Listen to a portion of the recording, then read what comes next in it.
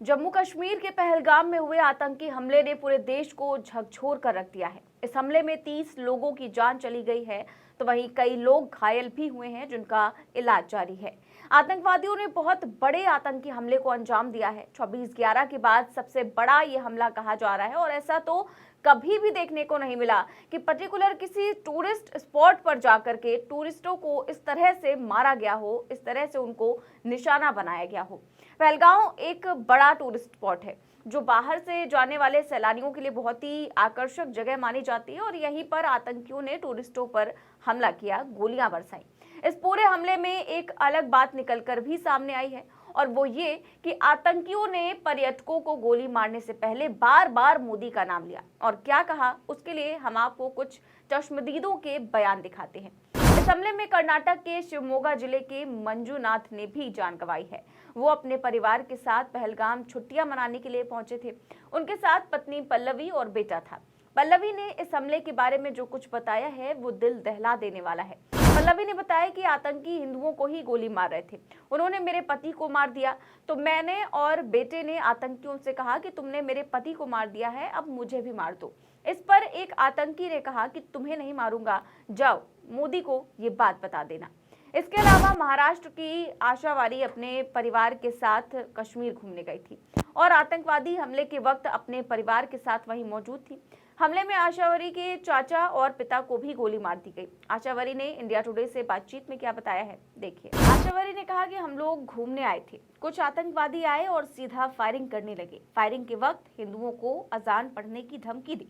मोदी जी का नाम लेकर बोले, आप लोगों ने मोदी को सिर पर चढ़ा रखा है, आपकी वजह से हमारा मजहब खतरे में है। हमें बोला कि अजान पढ़ो नहीं तो मार देंगे। उन्होंने किसी महिला को गोली नहीं मारी, सिर्फ पुरुषों को मारा है। लोकल मुस्लिमों को भी डराया, वो लोग अजान पढ़ने लगे। उन्हें देखकर हम भी पढ़ने लगे कि हमें गोली न मार दे। तो आप सोच सकते हैं कि किस तरीके की बर्बरता की गई इन लोगों के साथ और कहा गया साफ तौर पर कि जाकर के मोदी को बता दो। और दूसरा ये कि तुम लोगों ने मोदी को सिर पर चढ़ा कर रखा है, तुम लोगों की वजह से हमारा मजहब खतरे में है, और ये कहते हुए तमाम लोगों को गोलियां मार दी गई। अब सवाल ये उठता है कि देश के प्रधानमंत्री और गृह मंत्री तमाम दावे करते हैं कि देश सुरक्षित हाथों में है।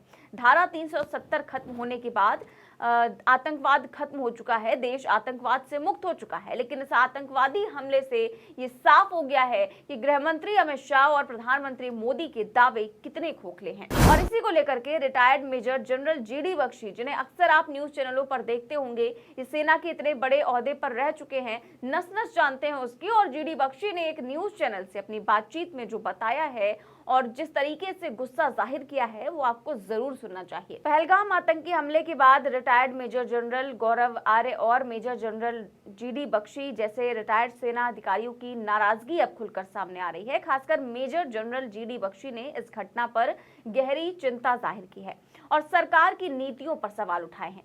उनका कहना है कि एक तरफ आतंकी हमले हो रहे हैं और दूसरी तरफ हमारी सेना की ताकत घट रही है। मेजर जनरल बख्शी का साफ कहना है कि कोरोना के समय में सेना में भर्ती नहीं हुई और अब 1,80,000 पद खाली पड़े हैं। हम पैसा बचा रहे हैं और इसका नतीजा क्या है? हम पहाड़ों जंगलों में लड़ाई लड़ते हैं, इसके लिए सेना चाहिए। ये कौन सा बुद्धिमान था जिसने ये आइडिया दिया कि हम सेना की भर्ती रोक देंगे? तो यहाँ पर रिटायर्ड कर्नल जीडी बख्शी अपना गुस्सा जाहिर कर रहे हैं और साफ तौर से कह रहे हैं कि कौन वो बुद्धिमान है जिसने आइडिया दिया कि हमको सेना कम कर देनी चाहिए। 1,80,000 पद खाली पड़े हैं, इस पर किसी तरह का कोई ध्यान नहीं है और सेना को कम कर दिया गया है। उनका साफ कहना है कि जहाँ जो जंगली इलाके होते हैं, जहाँ पर जंगल आसपास होता है, वहां पर सेना ज्यादा होनी चाहिए, लेकिन अब कम कर दी गई है।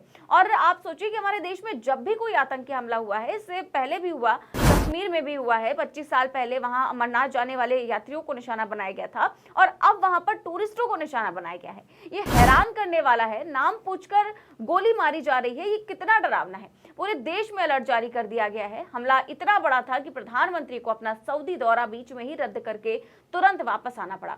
और हमला इतना बड़ा था कि गृह मंत्री अमित शाह कल से कश्मीर में ही हैं। कश्मीर में उन्होंने हाई लेवल मीटिंग ली, पीड़ितों को जाकर श्रद्धांजलि दी और पीड़ित परिजनों से मुलाकात की।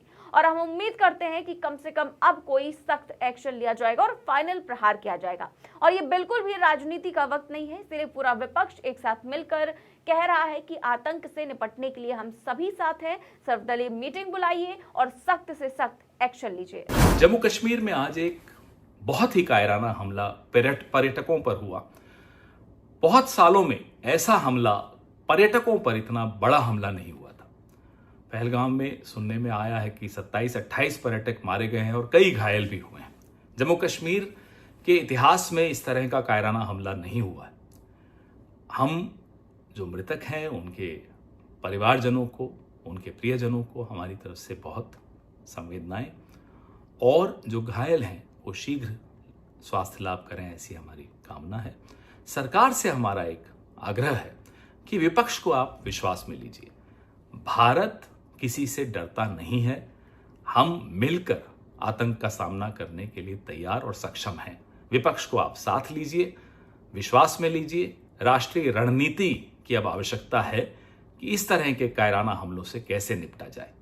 देखिए, पूरी तरीके से कायराना हमला है और हम उन परिवार वालों के साथ हैं जिनके यहाँ पे इस तरीके से नुकसान हुआ है। और सरकार ने पिछले 11 साल में 370 धारा हटाई, कश्मीर को यूनियन टेरिटरी बनाया, नोटबंदी की।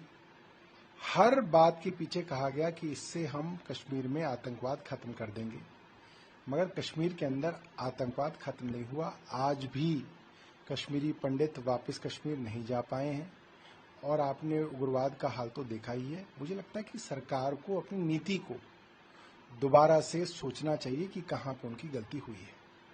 सर, अमित शाह अभी जेएन के दौरा पर अभी जस्ट निकले हैं, इसको आप कैसे देखते हैं? देखिए, अब तो जो होना था वहां हो गया है। प्रधानमंत्री जी को मुझे लगता है कि अपनी विदेश यात्राओं को कम करना चाहिए और थोड़ा सा देश की फिक्र भी करनी चाहिए।